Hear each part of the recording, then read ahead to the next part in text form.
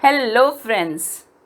आज हम आपको सुनाने वाले हैं आइंस्टाइन और उनके ड्राइवर के साथ हुई एक दिलचस्प बातचीत, या वाकया कहिए ज़्यादा सही होगा। संगति का असर तो आप सबने सुना होगा कि जैसी संगत रखते हैं वैसे ही परिणाम निकलते हैं। कुछ ऐसा ही इस वाक्य में भी सीखने को मिला। एक बार आइंस्टाइन से उनके ड्राइवर ने कहा कि सर, मैंने आपके द्वारा दिए गए हर व्याख्यानों को इतनी बार सुना है कि वह मुझे याद हो गए हैं। आइंस्टाइन हैरान, और उसी हैरानी में उनको एक मस्खरापन सूझा। उन्होंने कहा कि ठीक है, अगले आयोजक मुझे नहीं जानते, तो आप ऐसा करिए कि आप मेरे स्थान पर बोलिए और मैं ड्राइवर बन जाता हूँ। ऐसा ही हुआ। बैठक में अगले दिन ड्राइवर मंच पर चढ़ गया और व्याख्यान देने लगा। उपस्थित विद्वानों ने जोर शोर से तालियां बजाईं। उस समय एक प्रोफेसर ने ड्राइवर से पूछा, सर, क्या आप सापेक्षता की परिभाषा को फिर से समझा सकते हैं? असली आइंस्टाइन थोड़ा घबरा गए। उनको लगा, ओहो, अब मेरा वाहन चालक पकड़ा जाएगा।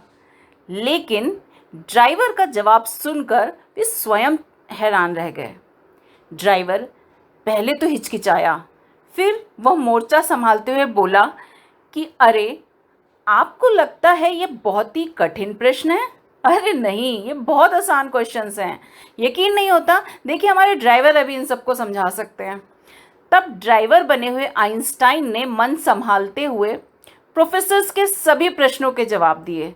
सारे लोग हैरान और सोचने लगे, बताइए, आइंस्टाइन का ड्राइवर तक सापेक्षता के सिद्धांतों को कितनी सरलता से समझा रहा है। और उसके बाद वो दोनों वहाँ से लौट आए और लंबे समय तक अपने इस व्यंग का आनंद लेते रहे।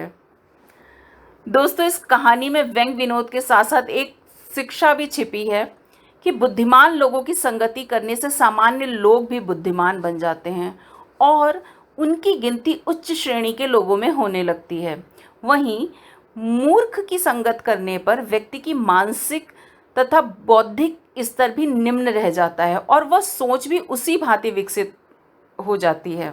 इसीलिए तो कहा गया है कि अच्छे लोगों का साथ करना चाहिए। कबीर जी ने भी बहुत सुंदर दोहा बोला है कि संगत कीजे साधु की जो गंधी को वास, जो कुछ गंधी दे नहीं सो भी बास सुवास।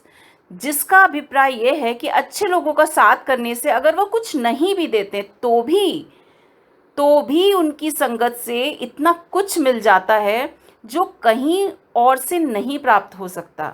उदाहरण के लिए इस दोहे में ही कि अगर गंधी मतलब इत्र बनाने वाला अगर हमें कुछ नहीं भी देता है पर उसकी खुशबू हमें स्वतः प्राप्त हो जाती है, वो सुगंध हमें स्वतः मिल जाती है। तो दोस्तों, कहानी को सुनिए, शेयर करिए, लाइक करिए।